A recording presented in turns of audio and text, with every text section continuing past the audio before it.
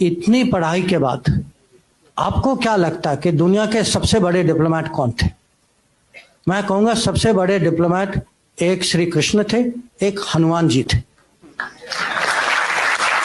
नहीं, और ये बहुत सीरियस उत्तर दे रहा हूं मैं आपको कि अगर आप उनको कूटनीति के परिप्रेक्ष्य से देखें कि किस सिचुएशन में थे, उनको मिशन क्या दिया गया था, किस तरीके से उन्होंने हैंडल किया था। और हनुमान जी ने तो माने उसके साथ इतना इंटेलिजेंस भी और मिशन के आगे भी बढ़ गए थे। उन्होंने सीता को वो कांटेक्ट भी किया था, पूरी लंका की खबर ली, लंका को जला भी दिया उसके बाद।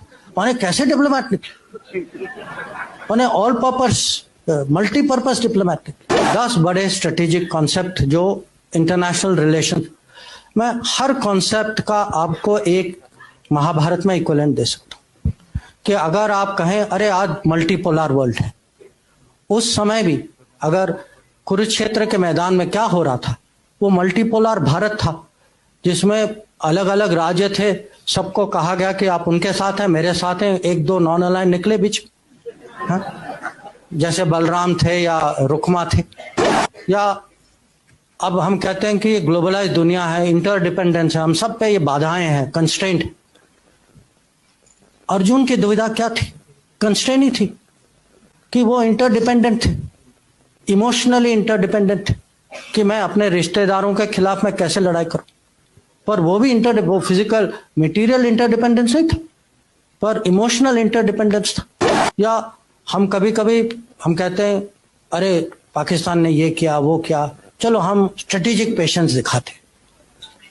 स्ट्रेटेजिक पेशेंस का सबसे अच्छा उदाहरण जो है वो कृष्ण भगवान जिस तरीके से उन्होंने शिशुपाल को हैंडल किया कि 100 बार उन्होंने क्षमा किया, 100 बार, उसके बाद आपको पता उन्होंने किया क्या। या आजकल ये टर्म आया है रूल्स बेस्ड ऑर्डर, कि एक मर्यादा होती है देशों के बीच में, जो राजनीति में, कि आपस में कुछ ऐसे कानून होते हैं, कुछ रूल्स होते हैं। महाभारत की कहानी क्या है कि जो रूल्स का उल्लंघन करते हैं, जैसे कर्ण या दुर्योधन, वो अपने आखिरी समय में खुद उनको अचानक रूल्स याद आ जाती कि वो कहते हैं भाई ये नहीं करो क्योंकि ये रूल के मुताबिक, और पूरी जिंदगी जो है उन्होंने उसी रूल्स का उन्होंने पालन नहीं किया था। आज हम कभी कभी आपस में हमारी डिबेट होती है कि हमारे खिलाफ हमसे बड़ा देश। अब ये याद रखिएगा कि पांडव जो है, पांडव कौरव की प्रोपोर्शन जो थी वो 7-11 थी, कि वो छोटी फौज थी, उनके पास छोटी फौज थी पर बड़ी सोच थी, अनुशासन ज्यादा था, क्रिएटिविटी ज्यादा था, इंटेलिजेंस ज्यादा था, और श्री कृष्ण उनके साथ थे। और हम कभी कभी रेपुटेशनल कॉस्ट की बात करते हैं कि रेपुटेशन जो है कूटनीति में, राजनीति में भी, जिस पे आप भरोसा, अब भरोसा की मैं क्या कीमत बताऊं आपको, जिस पे भरोसा करते हैं उसकी जो वैल्यू जो है, पार्टी हो, आदमी हो, देश हो, रेपुटेशन की बहुत कीमत होती। और पांडवों की रेपुटेशन जो है कौरव से इतनी अच्छी थी, रेपुटेशन का बहुत फर्क पड़ा।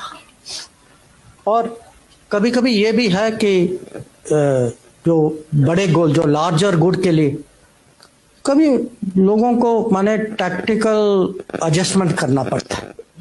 और ये भी इसके बहुत उदाहरण, जो युधिष्ठिर ने अश्वत्थामा के बारे में कहा, अब स्ट्रेटेजिक डिसेप्शन, जो जब कृष्ण भगवान ने सूर्यस का एक किस्म से इल्यूजन क्रिएट किया तो जयद्रथ को लगा कि वो बच गए। हम जो हैं इतनी माने आसानी से ये शब्द लेते हैं, Trojan horse, Achilles heel, Gordian knot. अब ये कहां से आते हैं ये शब्द? किसी और के कथा से आते हैं। अब मुझे उससे कोई दुश्मनी नहीं है, मैं भी वही कथा पढ़ता हूं, मुझे भी उसमें रुचि है, पर मैं हमारे देशवासियों को समझाना चाहता हूं कि भाई आप अपने बारे में भी पढ़िए, इसका भी महत्व समझिए। इंडियन स्ट्रेटेजिक कल्चर दूसरों के अनुभवों और दूसरे के कथाओं से नहीं बनेगी। इंडियन स्ट्रेटेजिक कल्चर इंडिया के एपिक से बनेगी।